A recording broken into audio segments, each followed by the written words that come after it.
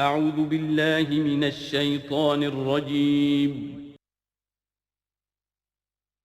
بسم اللہ الرحمن الرحیم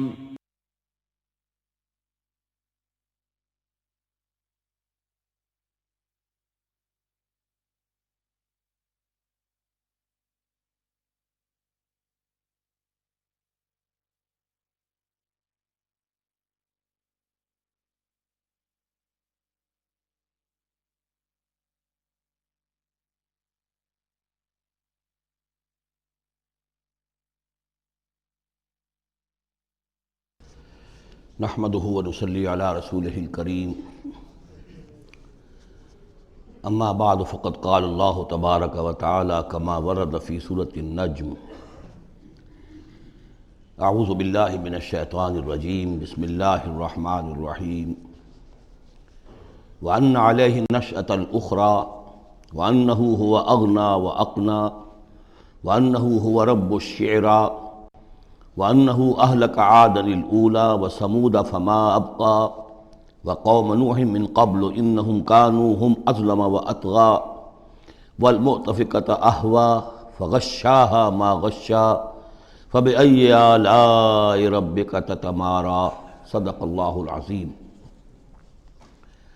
اور یہ کہ اللہ ہی کے ذمے ہے دوبارہ اٹھا دینا، اور یہ کہ اسی نے دولت دی، اسی نے خزانہ دیا، لیکن اس کے ایک معنی یہ بھی ہے کہ اسی نے جس کو بھی فقر آتا ہے اسی کی طرف سے آتا ہے۔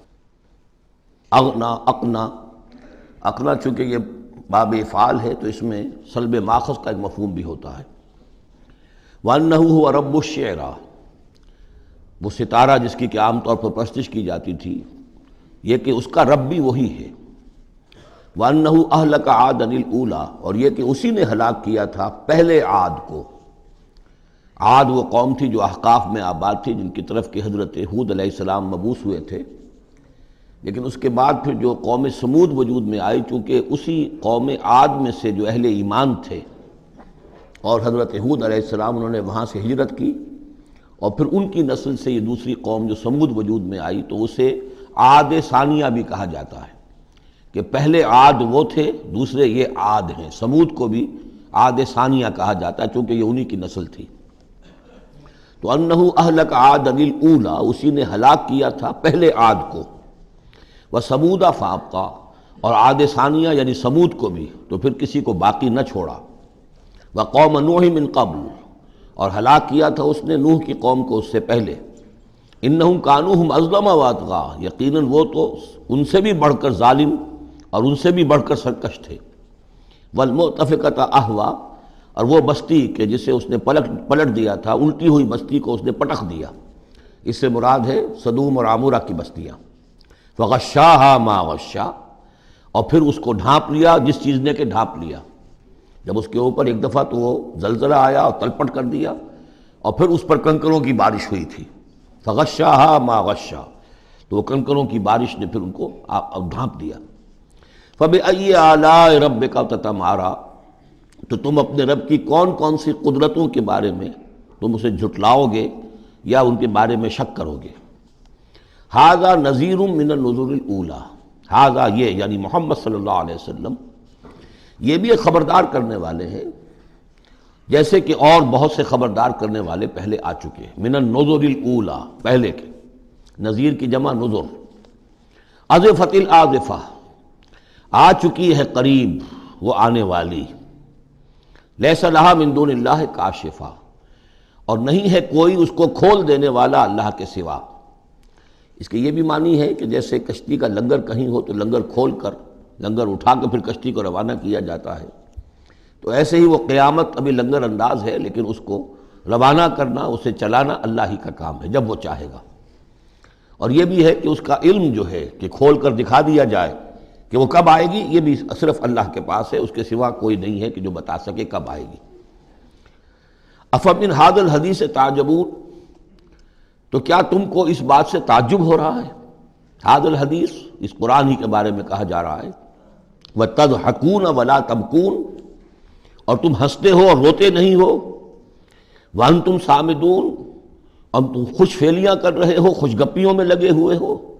فاسجدوا للہ واعبدوا، بس سجدہ کرو اللہ کے لیے اور اسی کی بندگی کرو، اسی کی پرستش کرو۔ اس سورہ مبارکہ میں جو زور خطابت ہے، جیسا کہ میں نے پہلے عرض کیا کہ ہم لوگ اس کا صحیح اندازہ نہیں کر سکتے۔ یہ جو عربوں کا ایک ذوق تھا، بڑے بڑے خطیب ان کے ہاں ہوتے تھے۔ خود حضور نے فرمایا ہے کہ ان من الشعر لحکمۃ وان من البیان لسحرا، بہت سے شعر ایسے ہوتے ہیں کہ جو حکمت پر مبنی ہوتے ہیں، حکمت کے خزانے، اور بہت سے بیان، بہت سے خطبے، بہت سی تقاریر ایسی ہوتی ہیں کہ جن میں جادو کا اثر ہوتا ہے۔ تو اس خطبے کے اندر جو خطابت کا جوش ہے، جیسا کہ میں نے عرض کیا، اب ظاہر بات ہے کہ وہ عرب اور خاص طور پر جو کہ پوری فصاحت اور بلاغت سے واقف ہوں وہ سمجھتے ہیں۔ لہذا اس کے بارے میں جو رائے آتی ہے وہ یہ ہے کہ آپ نے جس مجمع میں کھڑے ہو کر یہ سورت سنائی تو پورا کا پورا مجمع جو ہے دب بخود رہا، اور وہ ساکت و صامت ہو کر اس کو سنتے رہے۔ وہ کافر بھی تھے، اہل ایمان بھی تھے، بڑے بڑے دشمن بھی تھے حضور کے، لیکن یہ کہ اس کا ایسا زور تھا، اتنا اثر تھا، اتنی تاثیر تھی کہ دم بخود رہے۔ اور آخر میں جب حضور نے یہ آیت پڑھی تو سب کے سب سجدے میں گر گئے۔ البتہ بعد میں پھر انہوں نے بات بنا لی ایک، اور وہ واقعہ ہے تلقا غرانیق العلا کا۔ جب ان سے کہا گیا تم بھی سجدے میں گر پڑے محمد صلی اللہ علیہ وسلم کا یہ کلام سن کر یا قرآن ان کی زبان سے سن کر، تو انہوں نے کہا کہ ہم نے تو سنا تھا کہ اسی میں انہوں نے یہ بھی فرمایا تھا جہاں ذکر آیا ہے افرأیتم اللات والعزی ومناۃ الثالثۃ الاخری، تو وہاں محمد نے یہ بھی کہا تھا تلک الغرانیق العلا وَإِنَّ شَفَاعَتَهُنَّ لَتُرْتَجَىٰ، یہ بڑی اونچی دیویاں ہیں، بڑی اونچے مقام والی دیویاں ہیں یہ لات اور منات اور عزیٰ، اور یہ کہ ان کی شفاعت کی توقع ہے، شفاعت کریں گے۔ تو ہم نے چونکہ یہ آیت بھی سنی تھی، یہ بھی سنا تھا ان کے زمان سے، لہذا ہم نے سمجھا کہ بس اب جھگڑا ختم ہو گیا، اور محمد نے بھی ہماری دیویوں کو کسی درجے میں مان لیا، جھگڑا تو یہی تھا، لہذا ہم بھی ان کے ساتھ سجدے میں گر گئے۔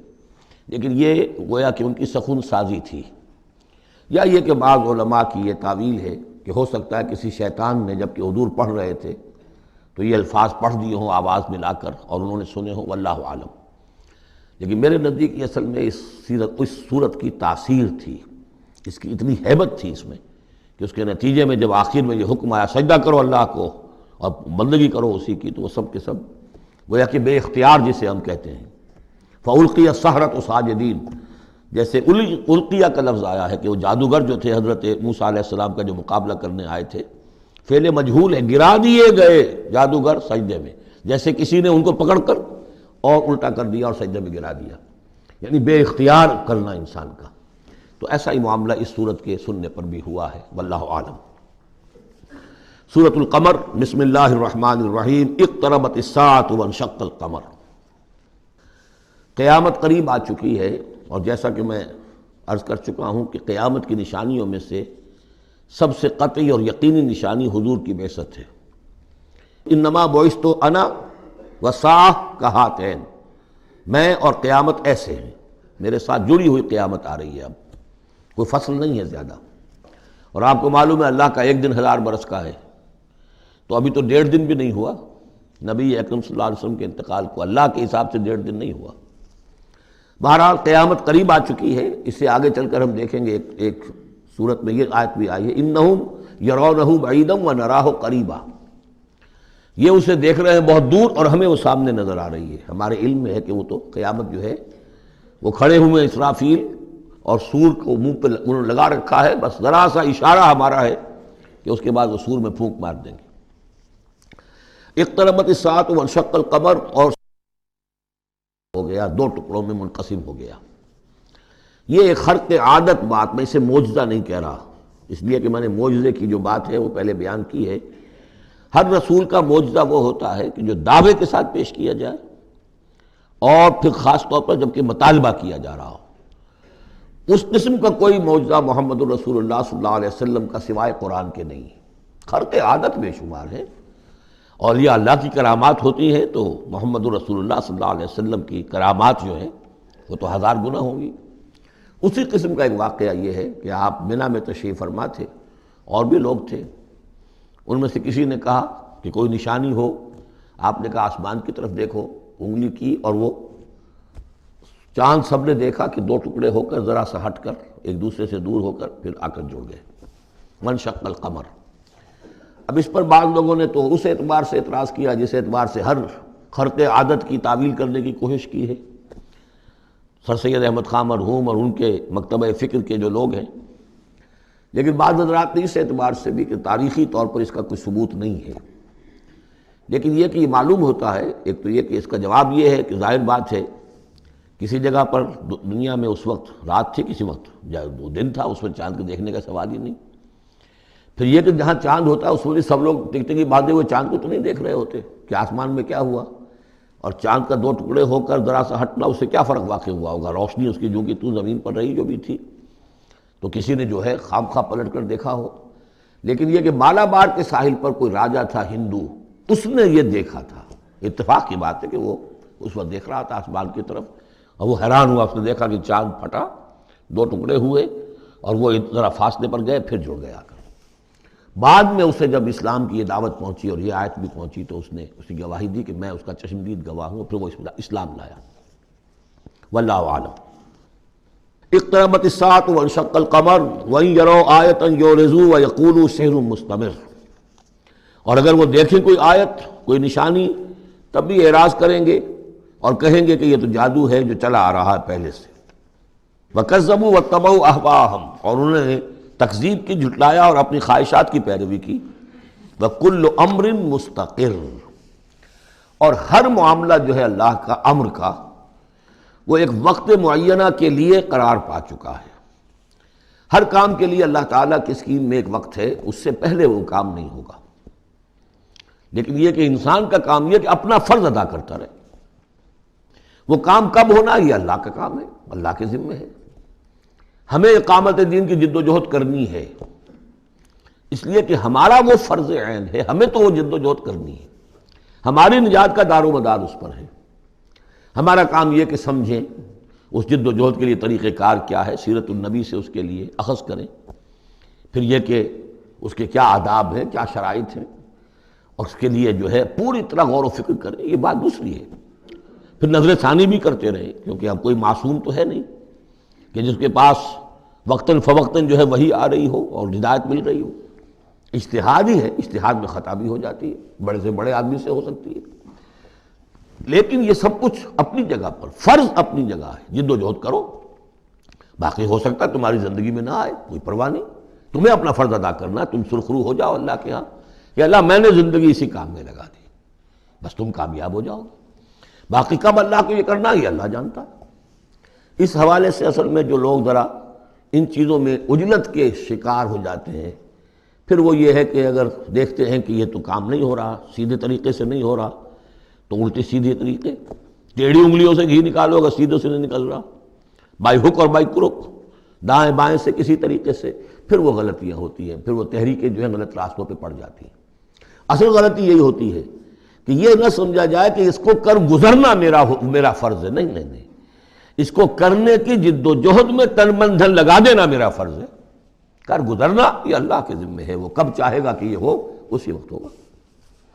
وَلَقَدْ جَاءَهُم مِّنَ الْأَنبَاءِ مَا فِيهِ مُزْدَجَرٌ، ان کے پاس وہ خبریں آ چکی ہیں، انباء الرسل، جس میں ڈانٹ ہے، ان کے لیے تہدید ہے، اگر ان خبروں کو وہ سنیں اور سمجھیں تو ان کے لیے بھی اس میں سبق ہے۔ حکمت بالغۃ، جہاں وہ ڈانٹ اور ڈپٹ ہے اس کے اندر، وہیں پر حکمت بھی ہے پوری، اور بالغہ پوری حکمت۔ فما تغنی النذر، لیکن یہ کہ یہ جو بھی آئے خبردار کرنے والے، ان سے ان کو کوئی فائدہ نہیں پہنچا۔ فتول عنہم، کوئی ہر صورت میں آپ دیکھ رہے ہیں، اے نبی ذرا آپ درگزر کیجئے، آپ ذرا توجہ ہٹا لیجئے۔ فتول عنہم، تو آپ ذرا ان سے آپ اپنا رخ پھیر لیجئے۔ یوم یدعو الداعی الی شیء نکر، جب وہ دن آئے گا جس دن کہ ایک پکارنے والا پکارے گا ایک بڑی ناگوار چیز کی طرف، جب سور پھونکا جائے گا اور یہ نکلیں گے اپنے قبروں سے۔ خش عن ابصارہم، ان کی نگاہیں زمین میں گڑی ہوئی ہوں گی۔ یخرجون من الاجداث کانہم جراد منتشر، یہ اپنی قبروں سے ایسے نکل کر آئیں گے جیسے کہ ٹنڈی دل پھیلا ہوا ظاہر بات ہے ایک ایک جگہ پر نہ معلوم کتنے کتنے لوگ جو ہیں وہ دفن ہیں. اب پورے 10,000 برس نسل انسانی زمین پر اگر رہی ہے، یا ہو سکتا ہے اس سے بھی زیادہ ہو، اللہ عالم، تو پھر یہ کہ آخر انسان جو نکلیں گے، جو بڑے بڑے شہر گنجان آباد علاقے تھے وہاں سے جو نکلیں گے ٹڈی دل، جراد المنتشر، مہطعین الی الداعی، اور وہ دوڑتے ہوئے آئیں گے پکارنے والے کی پکار پر. یقول الکافرون ھذا یوم عسیر، ساتھ ہی وہ کافر جو ہیں، کیونکہ جیسا کہ آگے چل کر ہم پڑھیں گے سورہ قیامہ میں، بل الانسان علی نفسہ بصیرہ، ہر انسان کو معلوم ہوگا میں کتنے پانی میں ہوں، کہاں کھڑا ہوں، میں نے زندگی کہاں گزاری تھی. تو کافر کہیں گے یقول الکافرون ھذا یوم عسیر، یہ تو بڑا سخت دن ہے. کذبت قبلہم قوم نوح، اب دیکھیے کہ اس میں سورہ نجم میں انباء الرسل نہیں تھی، دلائل عقلی اور آیات آفاقی وہ ساری گفتگو تھی. اب یہاں پر یہ اس کا جوڑا ہے قمر، اس میں انباء الرسل ہے، وہی جوڑے کی جو سورہ انعام اور سورہ اعراف جو اس کا مکمل ترین سمجھیے کہ ایک مثال تھی، اس کے لیے ایک نمونہ، تو اسی طریقے پر آپ کو یہ تقسیم ملے گی. کذبت قبلہم قوم نوح، جھٹلایا تھا ان سے پہلے نوح کی قوم نے، فکذبوا عبدنا، انہوں نے ہمارے بندے کو جھٹلا دیا. وقالوا مجنون وازدجر، کہا مجنون ہے، پاگل ہو گیا ہے، اور جھڑک دیا گیا ہمارا وہ بندہ، ہمارا وہ جل قد رسول. فدعا ربہ، تو اس نے پکارا اپنے رب کو، انی مغلوب فانتصر، میں تو اب مغلوب ہو گیا ہوں، مجھ پر غلبہ پا لیا اس قوم نے، بس میری مدد فرما اور انتقام لے. جیسے کہ ہم پڑھ چکے ہیں وَلَقَدْ سَبَقَتْ كَلِمَتُنَا لِعِبَادِنَا الْمُرْسَلِينَ إِنَّهُمْ لَهُمُ الْمَنْصُورُونَ وَإِنَّ جُنْدَنَا لَهُمُ الْغَالِبُونَ. یہ بات تو ہماری بہت پہلے سے طے شدہ ہے ہمارے رسولوں کے بارے میں کہ ان کی مدد ہو کر رہے گی اور ہمارا لشکر جو ہوگا وہی غالب آ کر رہے گا. تو جب انہوں نے دعا کی، دہائی دی، انی مغلوب فانتصر ففتحنا ابواب السماء بماء منہمر، تو ہم نے کھول دیے آسمان کے دروازے اس پانی کے ساتھ جو پھر چھاجوں برستا رہا مسلسل. وفجرنا الارض عیونا، اور ہم نے زمین کو بھی پھاڑ دیا جگہ جگہ سے، چشمے اس میں سے نکال دیے. آسمان سے پانی برس رہا ہے، زمین کے چشمے جو ہے ابل پڑے ہیں، ہمالیہ کے چشمے ابلنے لگے، تو گویا کہ اس زمین پہ سے بھی چشمے جو ہے پھوٹ گئے. فجرنا الارض عیونا فالتقى الماء، پانی مل گیا، آسمان سے برسنے والا پانی اور زمین کے چشموں میں سے نکلنے والا پانی دونوں نے مل کر، فالتقى الماء على امر قد قدر، ایک ایسی بات کے لیے کہ جو طے ہو چکی تھی، جس کا اللہ کی طرف سے فیصلہ ہو چکا تھا، یعنی پوری قوم کے غرق ہونے کی بات.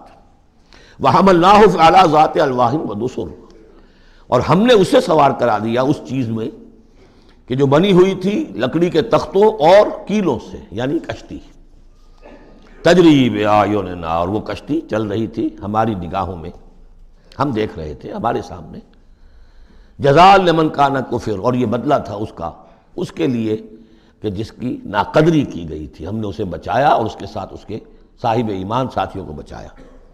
وَلَقَدْ تَرَكْنَاهَا، اور ہم نے اسے چھوڑ دیا ہے، آیتاً، ایک نشانی کے طور پر، فَهَلْ مِن مُدَّكِرٍ، تو ہے کوئی کہ جو اس سے نصیحت اخذ کرے. جیسا کہ میں نے عرض کیا، یہ کشتی بھی جیسے شداد کی جنت جو ہے اب دنیا میں معلوم ہو گئی ہے کہ وہ نیچے ریت کے اندر دبی ہوئی موجود ہے، اور جیسے یہ حضرت لوط جہاں بھیجے گئے تھے ان شہروں کے بھی کھنڈرات اب معلوم ہو گیا ہے کہ سمندر کی تہہ میں موجود ہیں، اسی طرح سمجھ لیجئے کہ وہ کشتی بھی ایک روز کھل کر سامنے آ جائے گی. فَكَيْفَ كَانَ عَذَابِي وَنُذُرِ، تو کیسا ہوا میرا عذاب اور میرا خبردار کرنا، کھڑکھڑا دینا اور ڈرا دینا. وَلَقَدْ يَسَّرْنَا الْقُرْآنَ لِلذِّكْرِ فَهَلْ مِن مُدَّكِرٍ، یہ ہے وہ چیلنجنگ انداز قرآن کا. ہم نے تو قرآن کو آسان کر دیا ہے نصیحت اخذ کرنے کے لیے، سبق حاصل کرنے کے لیے، رہنمائی حاصل کرنے کے لیے. تو فَهَلْ مِن مُدَّكِرٍ، تو ہے کوئی جو اس سے سبق حاصل کرے. جو لوگ اس صورت کو آج پڑھ رہے ہیں، اور یہ 4 دفعہ یہ آنی ہے، یہ آیت، یہ ترجیحی آیت ہے، دوہرا کر آ رہی ہے یہاں پر. یہ آپ میں سے ہر ایک کے لیے اللہ تعالیٰ کی طرف سے ایک اتمام حجت ہے کہ آپ اگر اب بھی کمر نہیں کستے، عربی سیکھنے کے لیے وقت نہیں نکالتے، قرآن کو سمجھنے کا اگر عزم مصمم نہیں کرتے، تو گویا کہ اللہ تعالیٰ کی طرف سے جو جو پرسش ہے اور جو پوچھا جائے گا وہ اور سخت ہو جائے گی. اور کسی کو تو بتایا نہیں گیا، لوگوں کو معلوم نہیں، لوگوں کو تو صرف ثواب بتائے گئے. ليلۃ القدر میں ایک نفل پڑھو گے اتنے ہزار نفلوں کا ثواب ہو جائے گا. وہ بیچارے نفل پڑھتے جا رہے ہیں، انہیں کیا پتہ قرآن میں کیا ہے، قرآن نے کیا کہا ہے. تو فرمایا وَلَقَدْ يَسَّرْنَا الْقُرْآنَ لِلذِّكْرِ. تم یہ نہیں کہہ سکو گے اللہ بہت مشکل کتاب تھی. یہ نہیں، بہت آسان کتاب ہے. باقی رہ گئی ایک زبان، تو عربی زبان کو مردہ زبان تو نہیں ہے. عبرانی زبان کو یہودیوں نے زندہ کر دیا، مر چکی تھی بالکل. سنسکرت کو ہندوؤں نے زندہ کر دیا جو مر چکی تھی بالکل. لیکن یہ عربی زبان، یہ تو بڑی زندہ زبان ہے. کتنا بڑا علاقہ ہے دنیا میں کہ جس کے بولنے والے یہ ہیں. آج کوئی انٹرنیشنل فورم ایسا نہیں ہے جس میں عربی زبان میں ترجمہ ساتھ نہ ہوتا ہو. یہ تو دنیا کی مانی ہوئی چوٹی کی زبانوں میں سے ہے. اردو کا ترجمہ نہیں، حالانکہ بڑی تعداد میں لوگ ہیں اردو بولنے والے بھی، لیکن UN میں یا کہیں اور اس طرح کے اداروں میں اردو کا ترجمہ نہیں ہے. لیکن جن زبانوں میں وہاں سائملٹینیس ترجمے ہوتے ہیں ان میں عربی زبان شامل ہے. تو لیونگ لینگویج ہے، زندہ زبان ہے، سیکھنے میں کیا دقت ہے.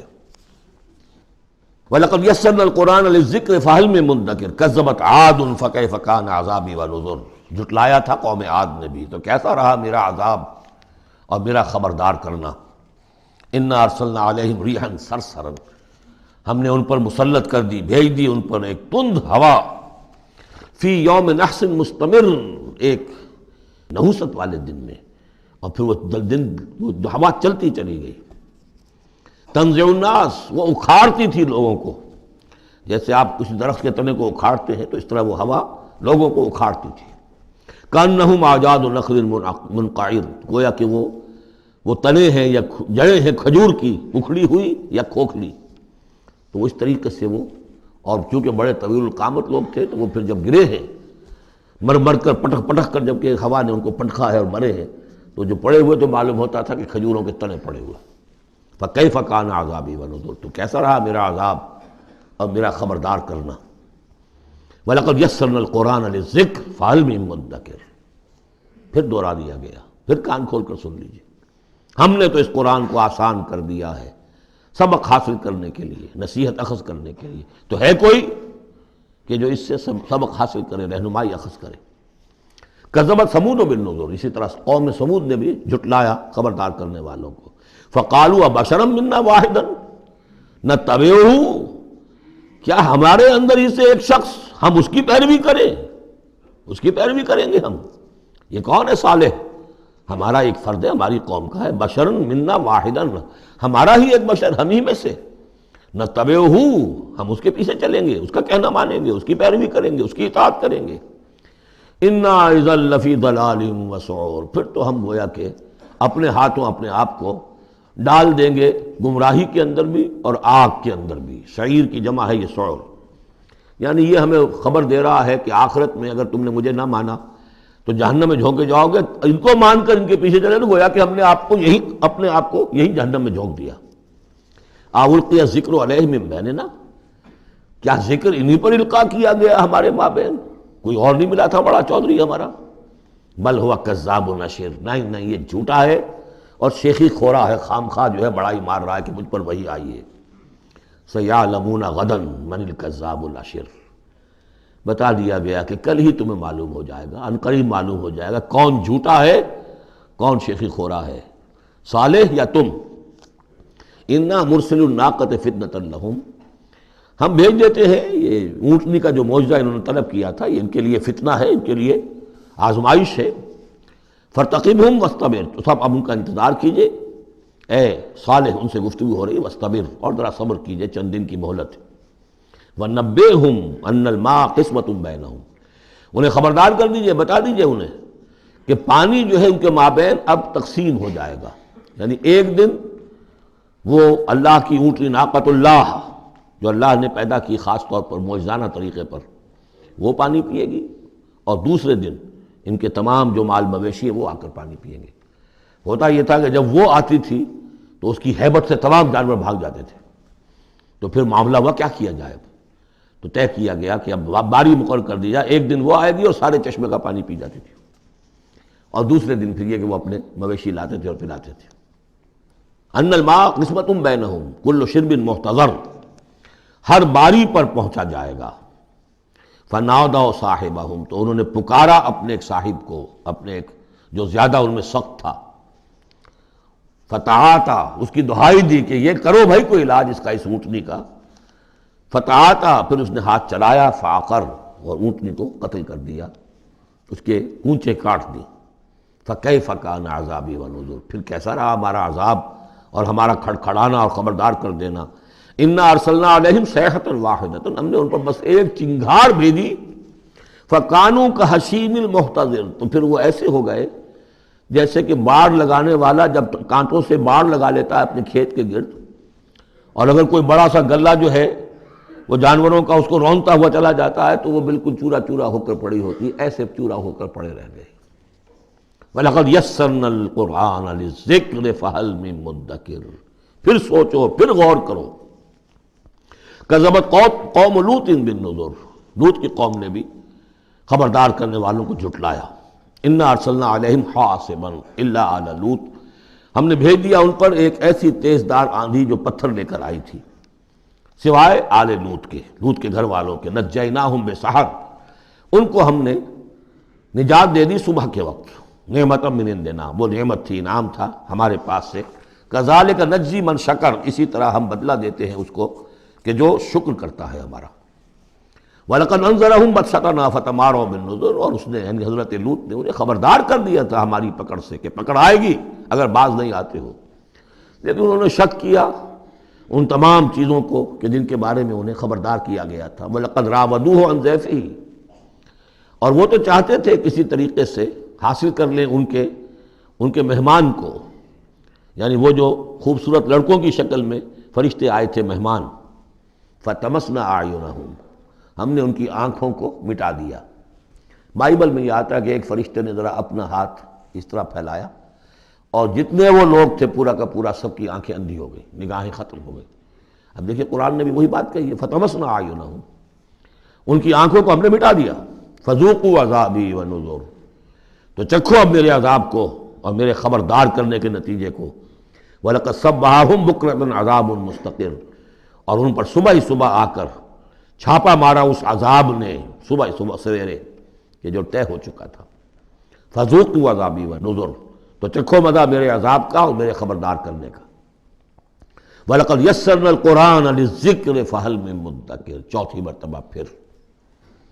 وَلَقَدْ جَاءَ آلَ فِرْعَوْنَ النُّذُرُ، اسی طریقے سے آل فرعون کے پاس، فرعون کی قوم کے پاس بھی آئے ڈرانے والے، خبردار کرنے والے۔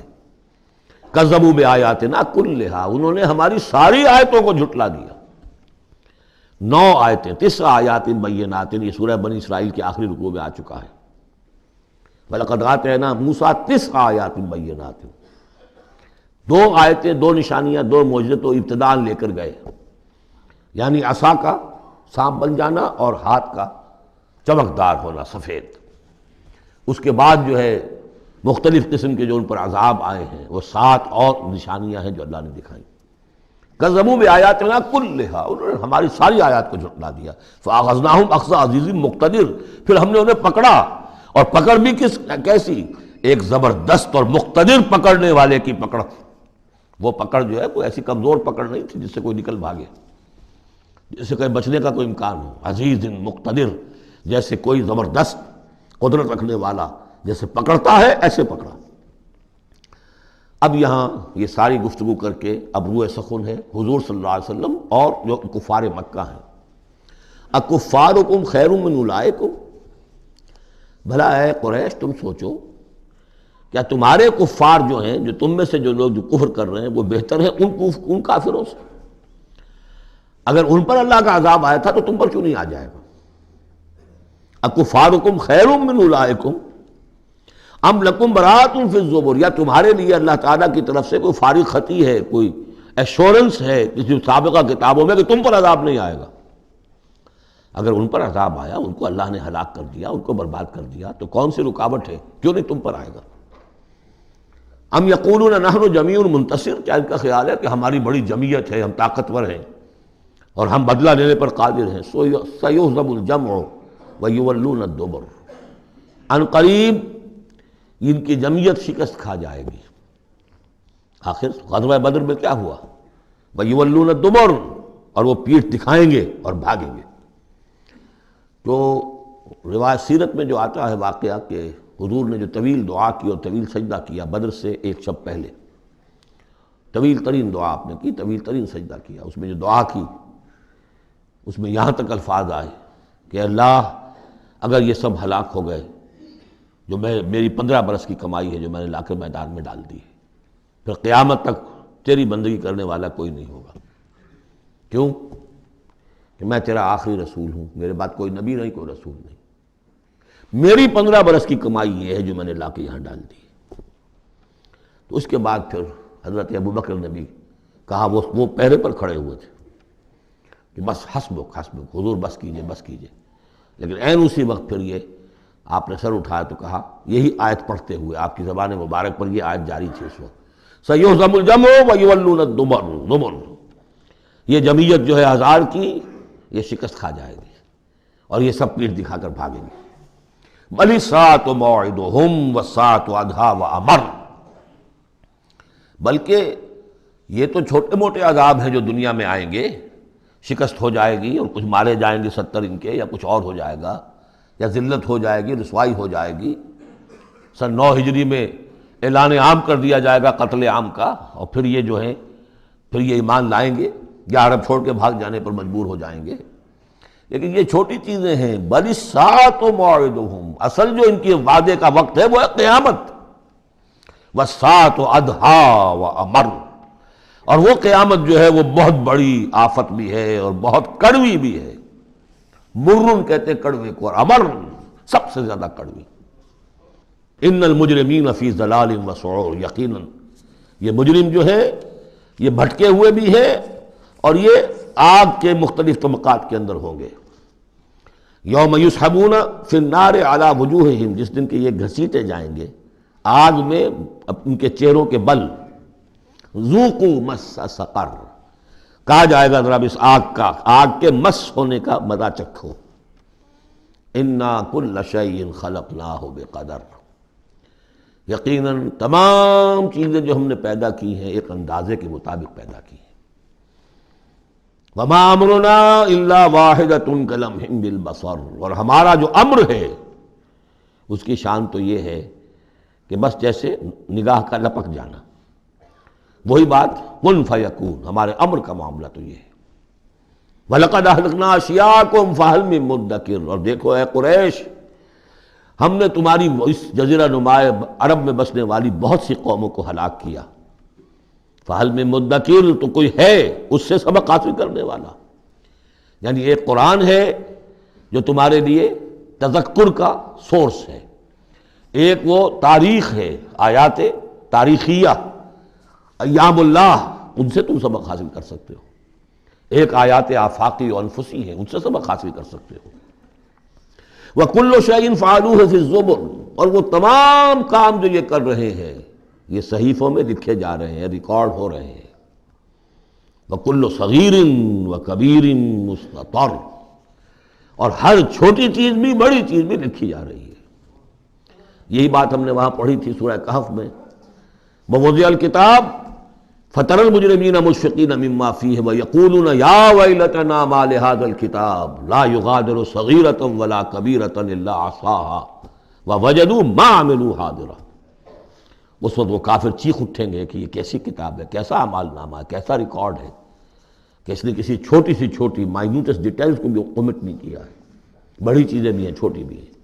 تو یہاں بھی فرمایا کل صغیر و کبیر مستطر، ان المتقین فی جنات و نہر، یقیناً ہمارے خدا ترس بندے، ڈرنے والے بندے، آخرت کے خیال سے لرزاں و ترساں رہنے والے بندے، ہمارے احکام کی پابندی کرنے والے بندے، دنیا کی زندگی میں پھونک پھونک کر قدم رکھنے والے بندے، وہ ہوں گے باغات میں اور نہروں میں، چشموں میں۔ فی مقعد صدق عند ملیک مقتدر، ان کا بہت اعلیٰ رتبہ ہوگا۔ قدم صدق، یہ سورہ یونس میں بھی آ چکا ہے، قدم صدق عند ربہم، عند ملیک، اس بادشاہ کے مقرب ہو جائیں گے، قریب ہوں گے، مقتدر، شہنشاہ ارض و سما جو مقتدر ہے اس کے مقربین میں ان کا شمار ہوگا۔ اللہم ربنا اجعلنا منہم، اللہم ربنا اجعلنا منہم، اللہم ربنا اجعلنا منہم، آمین یا رب العالمین۔ سورۃ الرحمن اور سورۃ الواقعہ یہ آخری جوڑا ہے۔ میں نے عرض کیا تھا شروع میں کہ یہ 7 صورتیں جو ہیں ان میں سے سورہ قاف منفرد ہے، سورہ زاریات، سورہ طور جوڑا ہے، سورۃ النجم، سورۃ القمر جوڑا ہے، سورۃ الرحمن، سورۃ الواقعہ یہ جوڑا ہے۔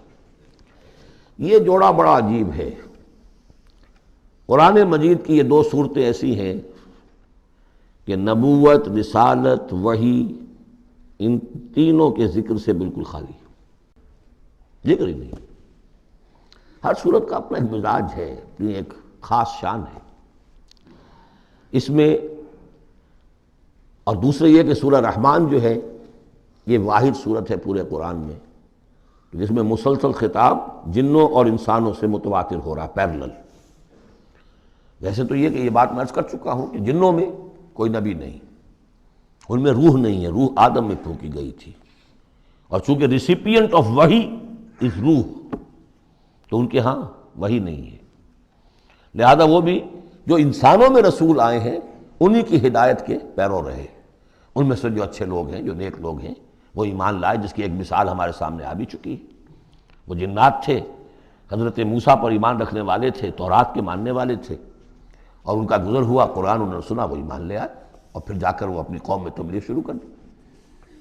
تو گویا کہ قرآن مجید میں جب یا ایھا الناس کہا جاتا ہے تو اگرچہ انسان مراد ہیں، لیکن یہ کہ انہی کے تابع خطاب جو ہے وہ جنات سے بھی ہے، لیکن اس صورت میں اس کو کھول دیا گیا۔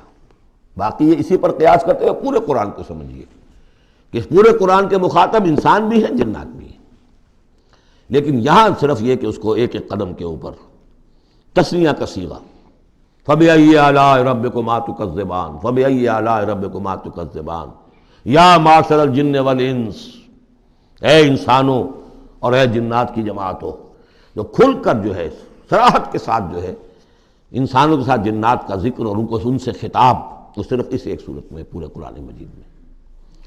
ایک اور بات یہ ہے کہ اس میں 2 جنتوں کا تذکرہ ہے، اور سورہ واقعہ میں بھی ایسا ہی ہے۔ ان دونوں میں ترتیب عجیب ہے مضامین کے اعتبار سے، جس کو کہ آپ مرر امیج کہتے ہیں۔ آج کل مکان بہت سے بنتے ہیں ایسے کہ بالکل مرر امیج ہوتے ہیں کہ یوں لا کے ملا دیے تو ایک جیسے ہوں گے۔ ڈرائنگ روم جڑے ہوئے ہیں، پھر کوئی بیڈ روم ہے وہ ادھر ہے، پھر ادھر آخر میں پورچ ہے، وہی نقشہ ادھر ہے وہی نقشہ ادھر ہے، تو گویا کہ ہے مرر امیج۔ تو ان دونوں صورتوں میں مضامین جو ہے مرر امیج کے ساتھ ہے۔ سورہ رحمان میں قرآن مجید کی عظمت کا بیان اور اس کا جو حق ہے جو انسانوں کو ادا کرنا چاہیے اس کو مضمر کیا، اور عظمت قرآن کا بیان کیا۔ یہ شروع ہو رہی ہے صورت اس سے۔ سورہ واقعہ میں وہ آخر میں آئے گا قرآن کی عظمت کا بیان، اور جو لوگ کہ اس کا حق ادا نہیں کرتے ان کا انجام۔ پھر اس میں اس کے بعد جو ہے پہلے ذکر ہے اہل جہنم کا، اور اس کے بعد ہے 2 طرح کی جنتوں کا، 2 درجے ہیں اہل جنت کے، لیکن وہاں کیا ہے؟ پہلے تذکرہ ہے دو کامیاب گروہوں کا، اور پھر آخر میں تذکرہ ہے جہنمیوں کا۔ اس اعتبار سے اس میں مضامین کی بڑی گہری مناسبت بھی ہے، اور ایک مرر امیج کی ترتیب سے یہ عکسی ترتیب ان کے مضامین میں ہے۔ سورۃ الرحمن، بسم اللہ الرحمن الرحیم۔ نوٹ کر لیجئے یہ ترجیحی جو آیت ہے اس میں 31 مرتبہ آئی ہے آیت۔ کل آیات 78 ہیں، جن میں سے 31 جو ہیں وہ تو در حقیقت فَبِأَيِّ آلَاءِ رَبِّكُمَا تُكَذِّبَانِ اس کی تکرار ہے۔ یہ اسلوب قرآن مجید میں یا تو سورہ شعراء میں آ چکا ہے، 8 بار وہ الفاظ آئے تھے، إِنَّ فِي ذَلِكَ لَآیَةً وَمَا كَانَ أَكْثَرُهُم مُؤْمِنِينَ وَإِنَّ رَبَّكَ لَهُوَ الْعَزِيزُ الرَّحِيمُ، 8 مرتبہ۔ یا یہ القمر میں ہم 4 دفعہ پڑھ چکے ہیں، فَكَيْفَ كَانَ عَذَابِي وَنُذُرِ وَلَقَدْ يَسَّرْنَا الْقُرْآنَ لِلذِّكْرِ فَهَلْ مِن مُدَّكِرٍ۔ اور یہاں سورۃ الرحمن میں 31 بار آئے گا فَبِأَيِّ آلَاءِ رَبِّكُمَا تُكَذِّبَانِ۔ بسم اللہ الرحمن الرحیم۔ الرحمن علم القرآن خلق الانسان علمہ البیان۔ رحمان، اور یہ اللہ کا وہ نام ہے جو رحمت کے مادے سے، لیکن خاص شان اس کی یہ ہے کہ جس میں ایک طوفانی کیفیت ہے اللہ کی رحمت، ٹھاٹھے مارتے ہوئے سمندر کی طرح۔ غضبان ہم پڑھ چکے ہیں 2 دفعہ، نہایت غضبناک حضرت موسیٰ کے لیے لفظ آیا غضبان آصفہ. تو عرب کہے گا اگر بھوک سے مر رہا ہے انا جوعان، پیاس سے مر رہا ہے انا عطشان، تو رحمان کے وزن پر بہت مبالغہ ہوتا ہے، اور اس میں ایک شان ہوتی ہے جیسے کہ طوفانی شان، طوفان وہ بھی اسی میں ہے. الرحمن وہ ہستی کہ جس کی رحمت ٹھاٹھے مارتے سمندر کے مانند ہے. علم القرآن، اس نے قرآن سکھایا ہے. یعنی یہ کہ قرآن مجید کی عظمت کا تصور کرو، یہ اللہ کی رحمانیت کا مظہر عتم ہے، اس کی رحمت کی سب سے بڑی شان، اس کا مظہر عتم جو ہے وہ قرآن ہے. دوسری بات یہ، اللہ کے ناموں میں چوٹی کا نام رحمان ہے، بہت پسندیدہ. رحمت کی تو ضرورت ہر شخص کو ہے. حضور نے فرمایا میں بھی مستغنی نہیں. آپ نے ایک موقع پہ فرمایا کہ کوشش جنت میں صرف اپنے اعمال کی بنیاد پر نہیں جائے گا جب تک کہ رحمت خداوندی دستگیری نہ کرے. اور حضرت عائشہ سے ہے یہ روایت. حضرت عائشہ نے پوچھ لیا، ظاہر بات ہے میاں بیوی کے درمیان ایک بے تکلفی بھی ہوتی ہے، کہ کیا حضور آپ بھی؟ آپ نے فرمایا ہاں میں بھی. الا ان یتغمدنی ربی برحمتہ، میں بھی جنت میں نہیں جا سکوں گا مگر اس صورت میں کہ میرا رب مجھے اپنی رحمت سے ڈھانپ لے. تو رحمان چوٹی کا نام ہے اللہ کے ناموں میں سے. اور جو علم اللہ نے دیا ہے انسان کو، اس میں چوٹی کا علم قرآن ہے. ایک علم وہ ہے ریویلڈ نالج جس کی چوٹی یہ ہے، ایک علم ہے ایکوائرڈ نالج، رفتہ رفتہ انسان جا رہا ہے. لیکن سب سے اونچا علم، سب سے بڑا علم خلق الانسان، اسی نے انسان کو بنایا، اور اس کی کریشن کا کلائمیکس انسان ہے. تخلیق کی معراج انسان ہے. خلقتہ بیدی، اپنے دونوں ہاتھوں سے بنایا ہے، جس میں عالم امر اور عالم خلق جمع ہو گئے. اس سے آگے علمہ البیان، جو صلاحیتیں انسان کو دی ہیں ان میں چوٹی کی صلاحیت جو ہے بیان ہے. انسان کو کہا گیا حیوان ناطق، نطق، قوت بیان. اور یہ بات ہمیں معلوم ہے کہ یہ جو انسان کا جو برین ہے، ظاہر بات ہے گوریلاز میں بھی ہے، چمپینزیز میں بھی ہے، اور بھی حیوانات کے اندر بھی ہے، گھوڑے کا بھی برین ہے. لیکن یہ برین جیسے جیسے رفتہ رفتہ لوور اینیمل سے اوپر آپ آ کر دیکھتے ہیں، ہائیسٹ انسان کے اندر آ کر اس کا جو گرے میٹر ہے، وہ جو ہائیسٹ ایوالوڈ فارم ہے، اس میں مختلف ایریاز ہیں. یہ ویژن کا ایریا ہے، آنکھ سے جو انفارمیشن جا رہی ہے وہ پھر ڈسائفر ہوتی ہے گرے میٹر کے اس پچھلے حصے کے اندر. ہیئرنگ ایریا ہے. لیکن سب سے بڑا رقبہ جو ہے وہ ہے سپیچ سینٹر، اور اس کے 2 حصے ہیں، دوسرے کی بات سننا اور سمجھنا، پھر اپنی بات کہنا. یہ 2 ایسپیکٹس ہیں اس کے. تو سپیچ سینٹر، اس میں دونوں چیزیں آ جائیں گی، کلام کا فہم اور پھر کلام کو دوسروں تک پہنچانا. تو علمہ البیان، اللہ نے صلاحیتیں تو اور بھی دی انسانوں کو بہت سی، آنکھ بھی دی، کان بھی دیا. لیکن یہ آنکھ اور کان تو حیوانات میں بھی ہے، بلکہ بعض حیوانات کی بصارت ہم سے کہیں زیادہ آگے ہے. بعض حیوانات وہ ہیں کہ جنہیں روشنی کی بھی ضرورت نہیں دیکھنے کے لیے، بغیر اندھیرے میں بھی دیکھتے. ہم تو اندھیرے میں نہیں دیکھ سکتے. اس طرح کان، گھوڑے کا کان جو ہے اس کے کان کھڑے ہو جاتے ہیں اینٹنا کی طرح سے. اگر کہیں سے آہٹ ہو، جب یہ اپنے گھوڑ سوار نے کچھ نہیں دیکھا، کھلا سنا ہے، لیکن ذرا سی آہٹ کہیں کہ گھوڑے نے سن لی. اس حوالے سے باقی چیزیں جو ہیں ان میں تو یہ کہ علیحدہ علیحدہ گنا جائے گا تو صلاحیتیں باقی شاید انسان سے بہتر بھی دوسرے حیوانات میں ہیں.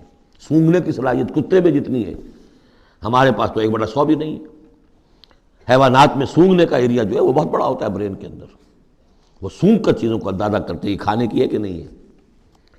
لیکن انسان کے ہاں آ کر ہائیسٹ لیول آف برین میں یہ اسپیچ سینٹر ہے.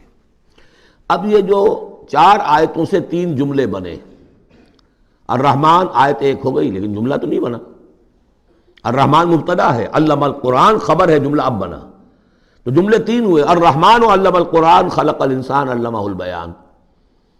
اس کو جو ریشو پروپورشن کا قاعدہ ہوتا تھا نسبت و تناسب کا حساب میں، ارتھمیٹک میں 3 ویلیوز دی گئی ہیں، چوتھی تلاش کرو. چوتھی ویلیو اس میں کیا ہے جو مضمر ہے، چھپی ہوئی ہے. انسان کو جو بہترین صلاحیت اللہ نے دی ہے قوت بیان، اس کا مصرف بھی ہونا چاہیے بہترین. اس کا بہترین مصرف یہ ہے کہ قرآن سمجھو اور سمجھاؤ. قرآن پڑھو اور پڑھاؤ۔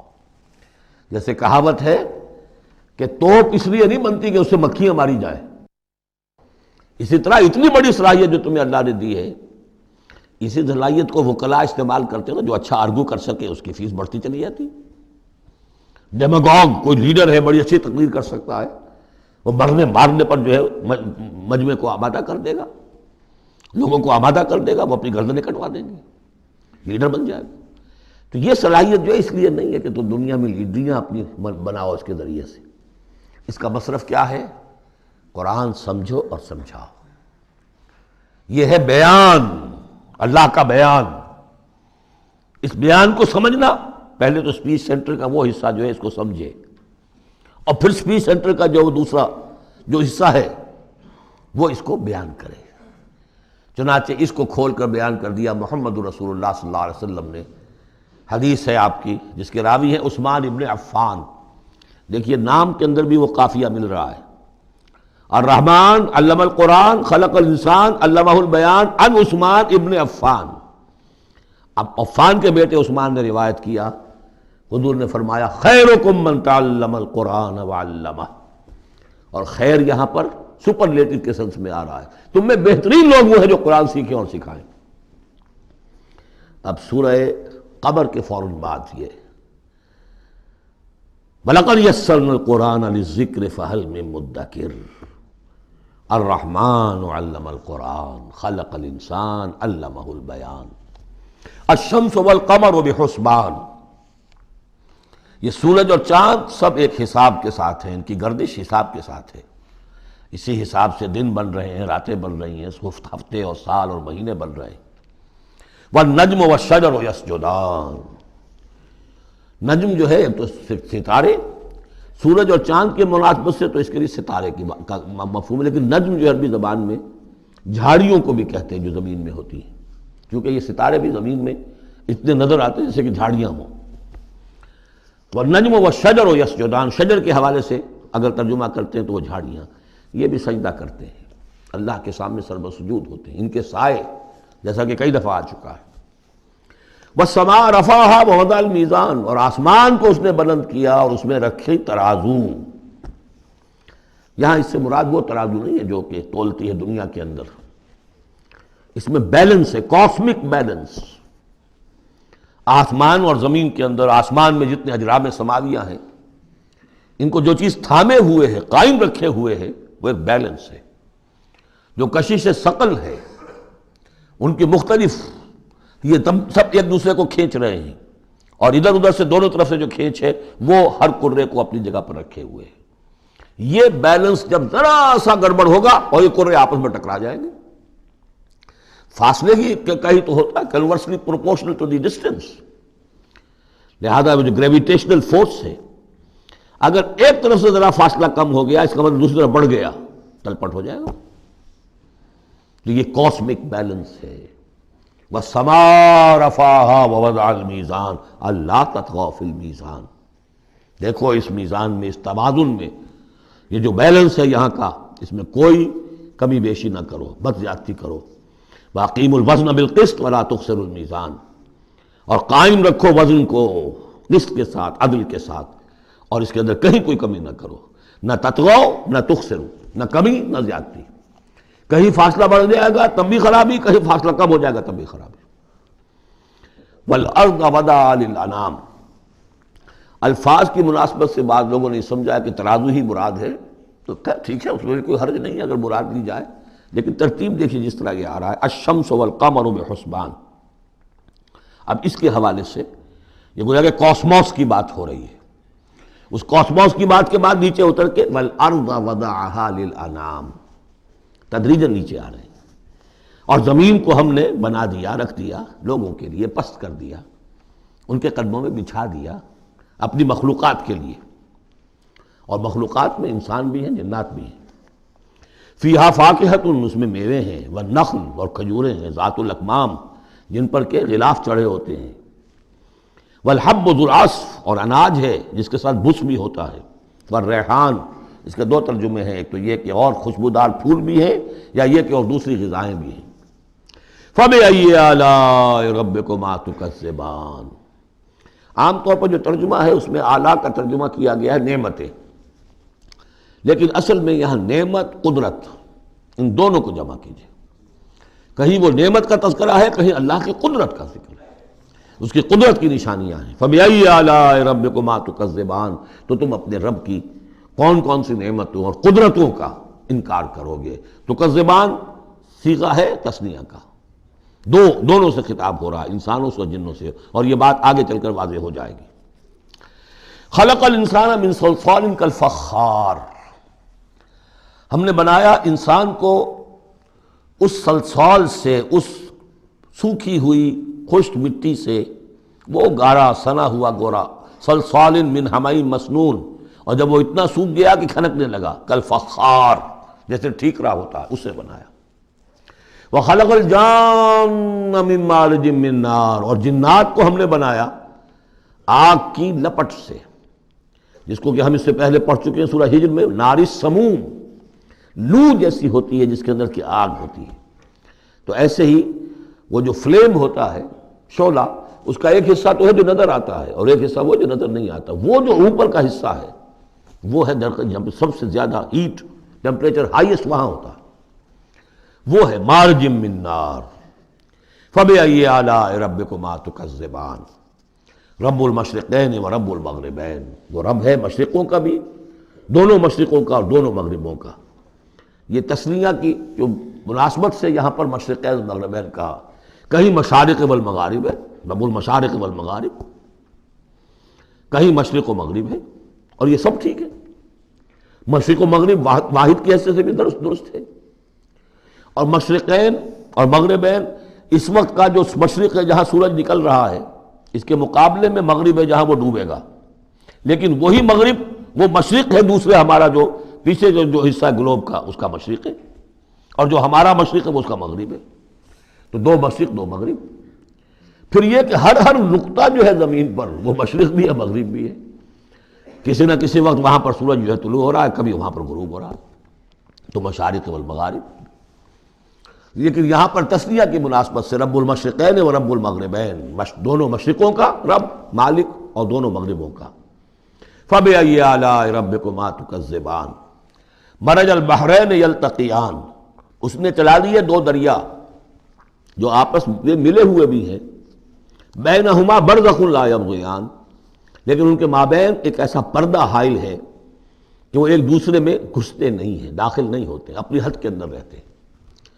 یہ ہیں گرم روئیں چلتی ہیں ٹھنڈے پانی کے سمندر میں، یا جیسے کہ کابل پر نظر آتا ہے دو دریا چل رہے ہیں، دریائے سندھ کا پانی علیحدہ نظر آ رہا ہے اور دریائے کابل کا علیحدہ نظر آ رہا ہے، اور یہ اٹک پر نظر آتا ہے، اور کافی دور تک پھر یہ علیحدہ علیحدہ چلتے نظر آتے ہیں. فَبِأَيِّ آلَاءِ رَبِّكُمَا تُكَذِّبَانِ يَخْرُجُ مِنْهُمَا اللُّؤْلُؤُ وَالْمَرْجَانُ، اور ان دونوں سے نکلتے ہیں موتی بھی اور مونگے بھی. فَبِأَيِّ آلَاءِ رَبِّكُمَا تُكَذِّبَانِ وَلَهُ الْجَوَارِ الْمُنْشَآتُ فِي الْبَحْرِ كَالْأَعْلَامِ، اور اس کے لیے ہی ہیں، اللہ ہی کی ملکیت ہے وہ پہاڑ جیسے جہاز، جوار المنشآت جو اونچے کھڑے رہتے ہیں اور سمندر میں ایسے ہوتے ہیں جیسے پہاڑ. پچھلے زمانے میں بھی تو اگرچہ بادبانی ہوتے تھے، جب بادبان کھل جاتے تھے تو بڑی اونچی جو ہے بادبان ہوتے تھے ان کے، پہاڑ کی طرح، پہاڑیاں چھوٹی چھوٹی. اور آج جو کچھ چلتے ہیں بڑے بڑے جہاز، ان کو تو دیکھیں تو واقعی وہ پہاڑ ہوتے ہیں سمندر میں. فَبِأَيِّ آلَاءِ رَبِّكُمَا تُكَذِّبَانِ كُلُّ مَنْ عَلَيْهَا فَانٍ. اب یہ جو یہاں آئی ہیں اب تک آیات، اللہ کی صنائی، اللہ کی قدرت نوٹ کریں گے جب ہم سورہ واقعہ پڑھیں گے. پہلے آیا ذکر قرآن، اس کی عظمت، اور اس کا جو ایک مضمر ہے چیز کہ انسان کو اس قرآن کی عظمت اور فضیلت کو سمجھ کر، اگر اللہ نے وہ جو شعر علامہ اقبال کا، اگر یک قطرہ خون داری اگر مشتے پرے داری، بیا با من تو آ موزم طریق شاہ بازی را، اگر تمہارے جسم میں کوئی قطرہ خون ہے اور کوئی مٹھی بھر پر بھی تمہیں دے رکھے ہیں، اے چڑیا اے بیا، آؤ کہ میں تمہیں شاہ بازی کے طریقے سکھاؤں. اسی طریقے سے اگر تمہیں بولنے کی صلاحیت دی ہے اللہ نے، تو اس کا مصرف کیا ہے؟ خیرکم من تعلم القرآن وعلمہ. سمجھنے کی صلاحیت دی ہے، قرآن سمجھو. بیان کرنے کی صلاحیت دی ہے، بیان کرو قرآن کو. پھر یہ کہ اللہ تعالیٰ کی تخلیقی قوت اس کا تذکرہ ہوا. وہاں آپ دیکھیں گے یہ بالکل الٹی یہی ترتیب ہوگی. آخر میں قرآن مجید کی عظمت، اس سے پہلے اللہ کی تخلیقی عظمت، اللہ کے یہی جو اعلیٰ ہے. اس کے بعد اب پہلے جہنم والوں کا تذکرہ یہاں ہو رہا ہے، وہاں بعد میں ہوگا. فرمایا کل من علیہا فان، جو بھی ہے اس زمین پر جو بھی مخلوقات ہیں سب فنا ہونے والی ہے. وَيَبْقَى وَجْهُ رَبِّكَ ذُو الْجَلَالِ وَالْإِكْرَامِ، باقی تو رہے گا صرف تیرے رب کا منہ، تیرے رب کا چہرہ جو بہت بزرگی والا ہے اور بہت عظمت والا ہے. اب یہ کہ اللہ کا چہرہ ہم کیا اس کو نہیں سمجھ سکتے، آیات متشابہات میں سے ہوگا. جو اس کا مفہوم سمجھیں گے وہ یہ ہے اللہ کی ذات باقی، باقی سب چیز اللہ تعالیٰ کے سوا سب فانی، پوٹینشلی سب فانی ہے. اپنے طور پر سب کسی کا وجود جو ہے اپنے بل پر قائم نہیں ہے. اللہ جب تک قائم رکھے تو در حقیقت وہ خود اپنے بل پر قائم نہیں ہے، وہ تو اللہ تعالیٰ نے ان کو قائم رکھا ہوا ہے. کل من علیہا فان، اللہ باقی من کل فان، اللہ ہی باقی ہے، باقی تمام فانی ہے. وَيَبْقَى وَجْهُ رَبِّكَ ذُو الْجَلَالِ وَالْإِكْرَامِ فَبِأَيِّ آلَاءِ رَبِّكُمَا تُكَذِّبَانِ يَسْأَلُهُ مَنْ فِي السَّمَاوَاتِ وَالْأَرْضِ، جو بھی ہے آسمان اور زمین میں وہ سب اس کے در کے سوالی ہیں، اسی سے مانگ رہے ہیں. وجود بھی ملا ہے اسی سے، حیات کسی کے پاس ہے دی ہوئی ہے اسی کی، کوئی صلاحیت ہے تو دی ہوئی ہے اسی کی، کوئی ذہانت ہے تو دی ہوئی ہے اسی کی، روز کا رزق جو آ رہا ہے اسی کا عطا کرنا. ہر ایک سائل ہے. جو سورہ محمد میں ہم نے پڑھا کہ تم سب فقراء ہو واللہ هو الغنی وانتم الفقراء، تم سب کے سب محتاج ہو، تمہارا وجود مستعار، تمہاری حیات مستعار، تمہیں علم جو دیا اس نے دیا جتنا دیا. ولا یحیطون بشیء من علمہ الا بما شاء، تو تمہاری کیفیت یہ ہے. یسألہ من فی السماوات والارض، اسی سے مانگتا ہے جو بھی ہے آسمانوں میں اور زمین میں. کل یوم ہوا فی شان، وہ ہر دن ایک شغل میں ہے، اس کی ایک مصروفیت ہے. یا میرے نزدیک اشارہ ہے اسی بات کی طرف، یدبر الامر من السماء الى الارض ثم یعرج الیہ فی یوم کان مقدارہ الف سنۃ مما تعدون. تدبیر امر ہے، ایک دن کی تدبیر وہ کرتا ہے. کیا کچھ اگرچہ وہ ایک دن اس کا 1000 سال کا ہے، اس میں کیا کیا ہونا ہے، کس طرح سے ہونا ہے، پھر وہ احکام کی تنفیذ ہوتی ہے، پھر اس کی رپورٹ ہے اس کو واپس جاتی ہے. تو کل یوم ہوا فی شان، وہ کوئی ایک یوں سمجھیے کہ کوئی اسٹیٹک کوئی حقیقت نہیں ہے، خود اس کی مصروفیات. کل یوم ہوا فی شان، نئی شان کے ساتھ اس کا ظہور ہوتا ہے. کل یوم ہوا فی شان فبأی آلاء ربکما تکذبان سنفرغ لکم ایھا الثقلان. اب یہاں پر کھل کر بات کی کہ یہ تکذبان کیوں کہا جا رہا ہے. ہم جلد ہی فارغ ہو جائیں گے تمہارے لیے، اے دو بھاری قافلوں، اے انسانوں کا قافلہ اور اے جنات کے قافلے. ابھی جو ہے اس کائنات کو ہم نے چلایا ہوا ہے، ابھی مہلتیں ہم نے دے رکھی ہیں، وقت مقرر کیا ہوا ہے، اجل مسمى ہے اس کائنات کی بھی اور ہر قوم کی بھی. لکل امت اجل، ہر امت کے لیے بھی ایک اجل ہے، ہر ایک فرد کی اجل ہے، وہ سب ہے. لیکن القریب ہم